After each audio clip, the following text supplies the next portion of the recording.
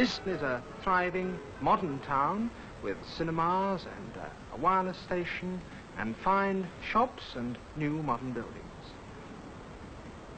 And you don't have to go far outside the capital to find places where the old ways of life still continue relatively unchanged.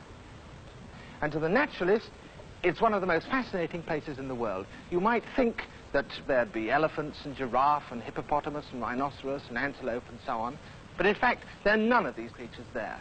Instead, it has a fauna entirely of its own, creatures that live nowhere else in the world. Inhospitable though it seemed to be, there was nonetheless evidence of animal life. When you look at him, look over here, I don't think you think that he's a monkey, although in fact he has a number of features which are quite monkey-like. He has these two eyes facing forward, which is the hallmark of a monkey. He relies for his defense on his teeth.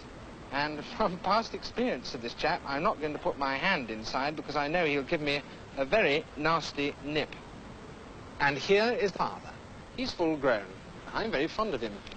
He doesn't really have a very hedgehoggy face. Of course, he's mostly nocturnal and only comes out at night. They have the record for the number of babies born at one time. Not this one, but other ones can produce 16 or 18 babies in one go, and the record is 36. They're also remarkable because they come in all sorts of different shapes and sizes. I had already come to believe that almost everything was strange, weird, or more often than not almost prehistoric, and here was yet another confirmation. This was a splendid creature with flecks of red and a big helmet on his head. His eyeballs are bright rust red. But when one this size walks on you, it can be quite a painful experience. The local people are terrified by these animals, and we actually made use of this because our car didn't have a lock on it. We often had to leave a certain amount of equipment in the car, and I didn't want anyone fiddling with it, so we just used to take this chap out and sit him on top of the equipment, and we were absolutely certain that no one was going to interfere with it. And here's yet another sort. He's got a crest on the back of his head. This one will feed on little lizards. But these things, of course, are perhaps most famous for their ability to change colour. Actually, they don't change their colour to suit their background so much as to suit their emotion. If you tease one, he turned black with fury. If any animal in the world deserves the much-used expression living fossil, it's surely this. This lad, who had appeared so silently while I was engrossed in searching, was obviously mystified as to why I should be miles from anywhere. I did my best to explain to him in French, big, grand, but my French, I knew, was not very good. But I don't think he'd have understood even a genuine Frenchman. He obviously spoke only his local language.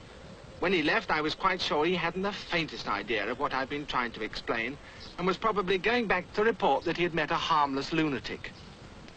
We followed him for an hour or so.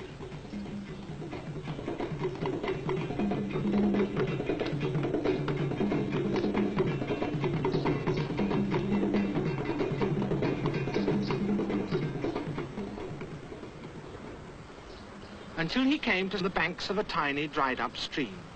There, he joined two others. The group was assembling for their afternoon meal.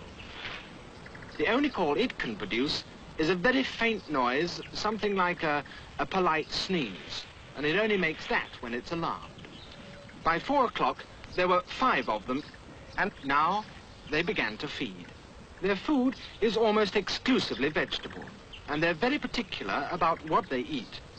As a result, it's almost impossible to keep them satisfactorily in captivity, and we therefore made no attempt whatever to try and catch them. We were more than happy simply to sit and watch them as they feasted. After some time, they had eaten their fill, and one by one, they prepared to leave, and I thought that this would be the last we should see of them for that day. But I was in for a surprise, for there then followed one of the most delightful hours that I've ever spent watching a wild animal. These two, a young male and a young female, lingered nearby and began to play.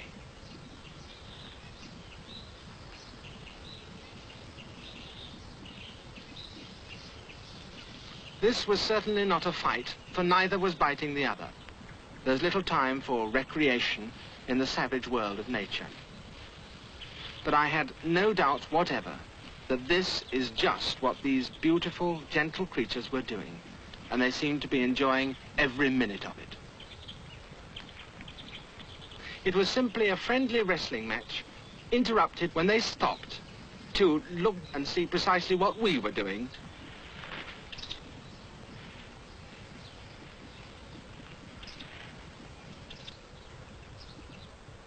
And now, watch the female as she leaves.